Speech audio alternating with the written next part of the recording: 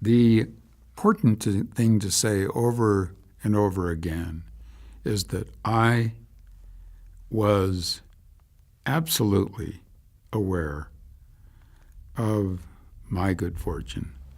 I truly knew that I had opportunities beyond measure and was able to translate that enthusiasm, that perspective, into a desire to take advantage to the fullest extent of anything and everything that had to do with Europe, with France, and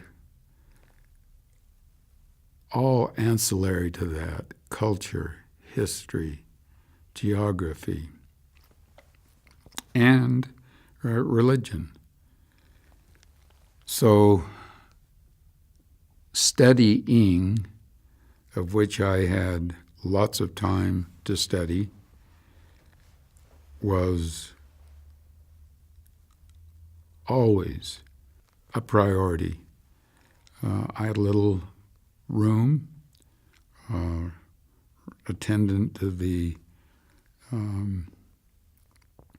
officers' dining room, which I sometimes went to, sometimes didn't, but immediately set about learning where I was, what I was close to, what I should see, where I should go. I had taken a car there. My dad had made it possible for me to have a nice new car by virtue of a job that I had had my last year at the university. The roads, however, in Europe, first on the base, they were solid mud, and then in the villages and in the towns, narrow, very inappropriate to American cars. They were just big. So I went through a few months of that car and determined that I would far rather, which I'd wanted ever since I could remember, I'd far rather have a motorcycle to see and to experience and to climb into the culture and into the geography of travel. So I sold the car and excitedly made a request through the post exchange to purchase a Triumph 650 motorcycle. And I'll think of it, a Triumph Thunderbird, a Triumph Thunderbird 650 motorcycle. I received word from headquarters that they could not honor that request because I was an officer. And there was a regulation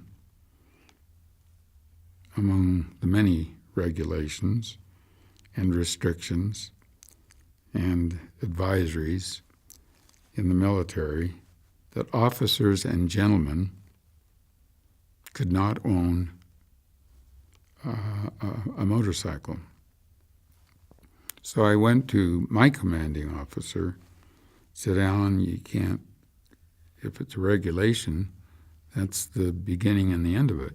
You can't purchase a motorcycle. And the fact is that we know that you do or don't because you're buying it through the military exchange. So I thought about that and went back to the commanding officer and said, the regulation is totally inconsistent, incongruent with reality. what is causing resentment, what is causing lots of animosity toward the military in Europe, certainly in France, certainly where we are the big American cars that are totally inappropriate for these narrow streets where there's not room for the car, for pedestrians, for commerce. And the commanding officer, in actual fact, resonated with my objections and my perspective, and he said, I'll tell you what, I'll make an appointment with the Army general in charge of these kinds of decisions. He's a friend of mine, and he's in Wiesbaden, Germany. So I'll give you a leave. I'll arrange for an appointment for you to make your case to see if you can change the perspective relative to motorcycles. So he set up an appointment in Wiesbaden, Germany, for me to spend 1/2 hour to explain why I thought the regulation concerning motorcycles should be changed. I met that officer. Rather than 1/2 an hour, I spent 3 hours, all in the perspective that what we were trying to do was not only represent and assist reparation and military strength in Europe, but to create friendship and to create camaraderie and to create understanding. And of all things we were doing, interestingly enough, inadvertently, was offending them by machinery, transportation, specifically automobiles, inconsistent with the area. They changed the regulation. I immediately got my order fulfilled and was able to take that motorcycle. And in the period of time that I was there, I covered basically all of Western Europe. I covered Italy, Luxembourg, Germany, Holland, Belgium, the British Isles, Spain, France.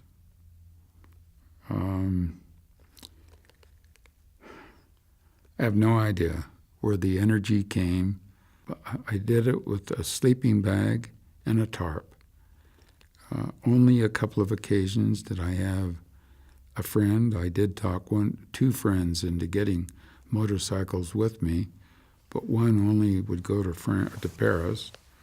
The other took 2 trips with me, but it was a matter of just a tarp, a sleeping bag, and sleeping in the fields. I would only like to leave in this kind of message how deeply appreciative I became, or I am, for the friendships. Riding a motorcycle, always it was an American officer. We had to always give our identification, which was not then a passport. It was our military status. And in my case, being a military officer was attractive and surprising and of interest. That proved invaluable. Along with this, a tremendous amount of study, tremendous amount of gaining understanding, I felt very, very strongly about learning about what I believed. I had attended church. I had gone to Sunday school, gone to primary, been to sacrament meetings, been to firesides. I'm now 21 years old, 22 years old. But I really didn't know anything about what I believed or what anyone else believed. So in addition to this interest of geography and history, and dedication to the job that I had a very responsible assignment in the Air Force. I determined that I would climb in to the beliefs of my church and other churches. So I went to the Catholic chaplain and introduced myself and asked if he would take me as a student. And I went to him 2 nights a week to be taught what they call their catechism, but very personal. He had a PhD in theology and he had a PhD in philosophy. A very bright individual. I learned their prayers. I went to their services on a regular basis and studied what